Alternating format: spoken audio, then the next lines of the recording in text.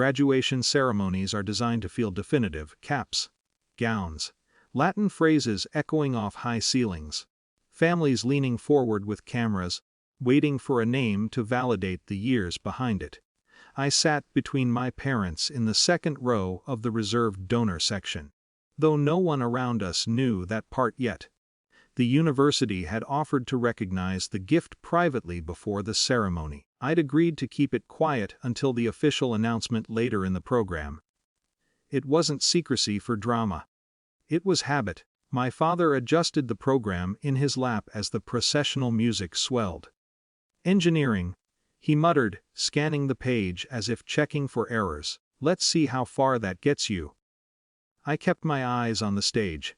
When I stood earlier to receive my diploma, Doctor of Engineering, summa cum laude, he had clapped politely.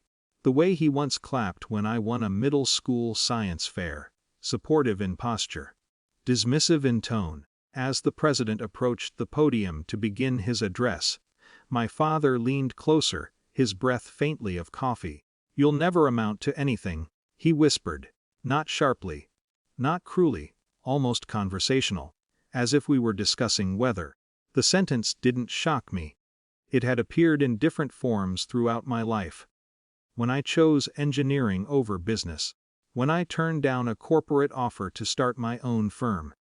When I reinvested profits instead of buying a house that impressed the neighbors. It wasn't that he wanted me to fail. He just never recognized success unless it mirrored his blueprint.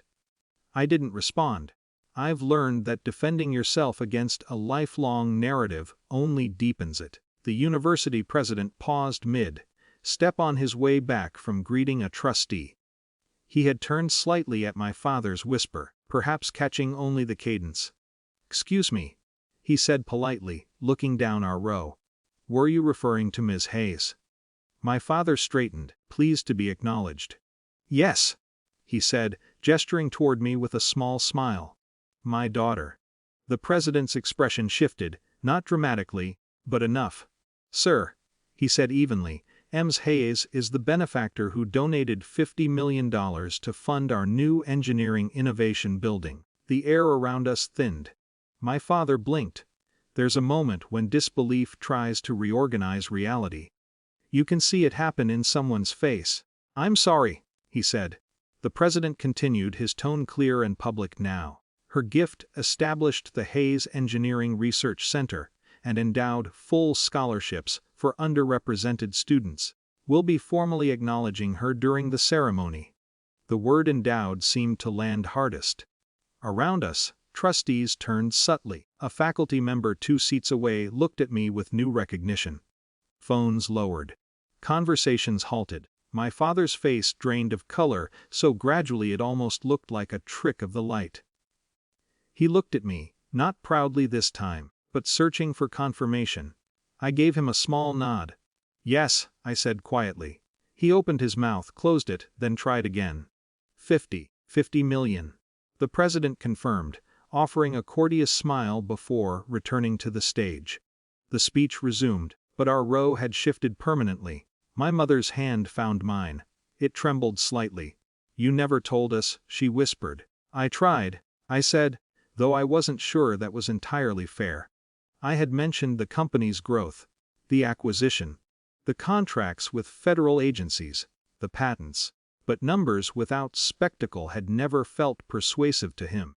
My father stared straight ahead as the president began discussing the future of engineering innovation. "You started a company," he said after a long silence. It wasn't a question. "Yes." "And you gave it away." "I invested in it," I replied. "In the students who'll build what I couldn't." He absorbed that slowly. For him, wealth was accumulation. For me, it was leverage. When my name was called again, this time not for a degree but for recognition, the applause felt different from graduation applause. It carried weight, gratitude, institutional respect. I walked to the stage without rushing. The president shook my hand and spoke into the microphone about vision, leadership, impact. Words my father had never attached to me. I didn't scan the crowd for his reaction. I already knew what I'd see: recalibration. Back in my seat, My father's posture had softened. Not defeated, just unsettled. "You should have said something," he murmured. "I did," I replied gently. "You just didn't believe me." He nodded once. There was no apology. There rarely is with men like him. Admission arrives indirectly, through changed tone, through quieter judgments. As the ceremony concluded, he stood when others stood. He clapped when others clapped. But he looked at me differently now. Not as someone chasing impractical ambition. As someone operating in a system he respected. Outside, beneath the archway of the old administration building, families gathered for photographs. My mother insisted on one with the banner behind us announcing the new engineering center. My father stood beside me, hands folded awkwardly. "I suppose," he said after the camera clicked, "I miscalculated." It was the closest he'd ever come to conceding. "That's okay," I said. And I meant it more than I expected. Because the building will rise whether he fully understands me or not. His doubt shaped my endurance, but it no longer shapes my trajectory. As we walked toward the parking lot, students buzzed around us, unaware of the private shift that had just occurred in our row. Public recognition doesn't rewrite history. But it does interrupt it, and for the first time, his silence beside me felt less like judgment. And more like reconsideration.